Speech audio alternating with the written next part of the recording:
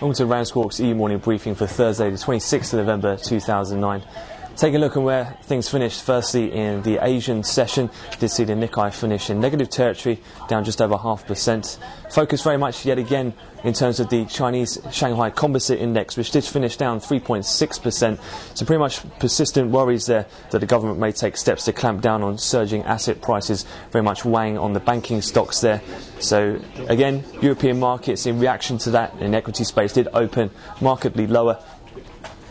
As we saw earlier in the week, still a lot of fear in the market in terms of potential regulatory trainers in the Chinese market on capital ratios at those banks.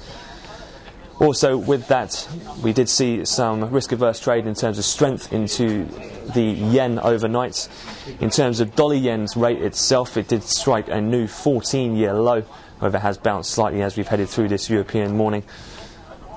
Much of the main morning has been very much dominated by that story, which did do the rounds and first hit the wires yesterday, was Dubai World.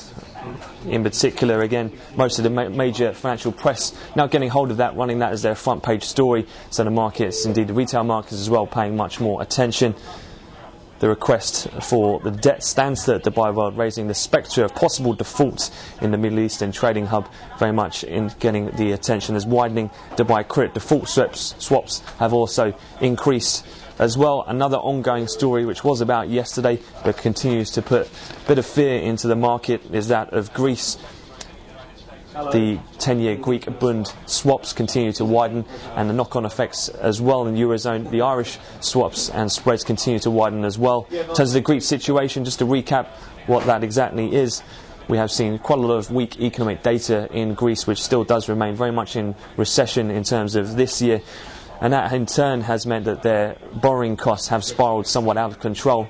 In turn then, a lot of worries in regards to the sovereign rating of Greece, and the potential, if it were downgraded again, is that any further downgrading could result in banks will be no longer able to use Greek bonds as collateral to borrow cash from the ECB. So again, putting a lot of fear in terms of potential knock-on effects that could have, particularly in the banking sector. In turn then, with this Dubai story in Greece getting the attention, the financials have very much been underperforming. They've led the move low in equities. We're down around 2% across the FTSE CAC and DAX. And in that risk-averse trade this morning, the dollar index has ticked up. It's up around 0.5% currently. And that's weighed on commodity prices, which has led also basic materials to underperform. WTI crude futures are currently trading down $1 at the moment, with spot gold having hit initial fresh record highs overnight, having seen Sri Lanka now purchasing gold as well via the IMF, allied to reports that India might do further purchases. That has also drifted as the dollar has strengthened.